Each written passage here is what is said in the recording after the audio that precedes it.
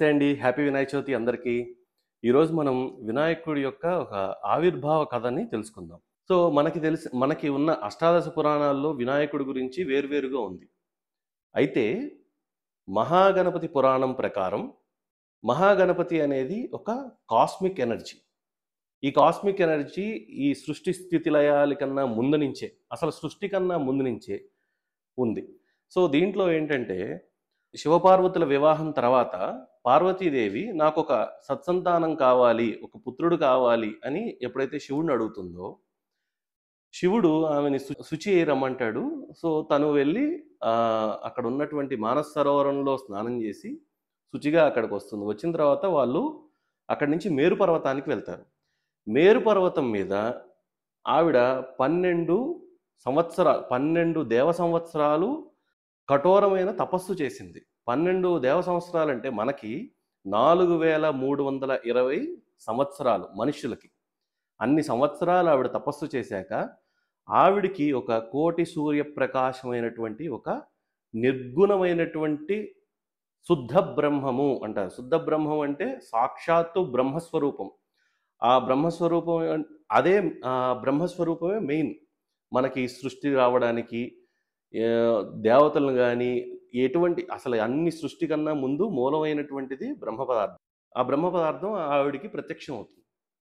ప్రత్యక్షం అయినప్పుడు ఆవిడ నాకు ఒక సత్సంతానం కావాలి అని ఆవిడ కోరుకుంటుంది. అయితే ఆ పరబ్రహ్మ ఏమంటారంటే, తల్లి నువ్వు నా కోసం 12 సంవత్సరాలు దీర్ఘకాలికంగా నా కోసం తపస్సు చేసావు కాబట్టి నేనే నీకు పుత్రుడిగా వస్తానని ఆయన ఆశీర్వదిస్తారు. అయితే ఆయన కొన్ని నియమాలు చెప్పాలనుకుంటారు. ఏంటి ఆ నియమాలు అని ఆయన చెప్పబోతుంటారు అనమాట. ఆయన పార్వతీమాతతో ఏమంటారంటే, కొన్ని నియమ నిబంధనలు ఉన్నాయి, వీటికి పవిత్రంగా ఉండాలి, ఎప్పుడు చక్కగా భూమికి ఎంత ఓర్పు ఉంటుందో అంతకన్నా ఎక్కువ ఓర్పుగా ఉండాలి, ఇలా ఆయన కొన్ని వర్ణిస్తూ ఉంటారు. వర్ణిస్తున్నప్పుడు పార్వతీదేవి మధ్యలో అడ్డుకుని అప్పుడు ఏం జరుగుతుంది అనే ఒక క్వశ్చన్ అడుగుతారు. ఫస్ట్ విఘ్నం ఆవిడే కల్పించుకోవడం వల్ల ఆయన అక్కడి నుంచి అంతర్ధానం అయిపోతారు. సో దాని ప్రకారం చూస్తే మహాగణపతి అనే ఆయన అంటే గణపతి, మనకి తెలిసిన గణపతి ముందు నుంచే ఉన్నారు, ఎప్పటి నుంచో ఉన్నారు. ఆయనే పరబ్రహ్మ యొక్క స్వరూపము.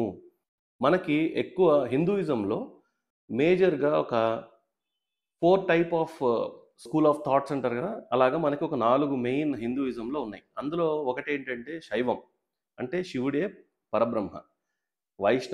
వైష్ణవులకి విష్ణుమూర్తే పరబ్రహ్మ. శాక్తేయం అంటే అమ్మవారే వాళ్ళకి పరబ్రహ్మ. అలాగే గాణాపత్యం, ఈ గాణాపత్యంలో ఏంటంటే గణపతే ప్రధానమైనటువంటి దైవము.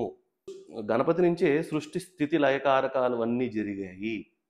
అదే విషయాన్ని మనకి గణపతి అధర్వణ శీర్షం కూడా చెప్తుంది. సో మనకి తెలిసిన అన్ని కృష్ణుడి యొక్క లీల, కృష్ణలీల కూడా కలిసి గణపతితో ఈరోజు మనం అందరం చవితి జరుపుకుంటూ ఉంటాం, ఆ కథ వింటూ ఉంటాం. నాకు తెలిసిన కథని మీ అందరితో పంచుకున్నందుకు నాకు చాలా ఆనందంగా ఉంది. మరొకసారి మీ అందరికీ వినాయక చవితి శుభాకాంక్షలు. వినాయకుడి కరుణా కటాక్షాలు మనందరి మీద ఉండాలని కోరుకుంటూ సెలవు.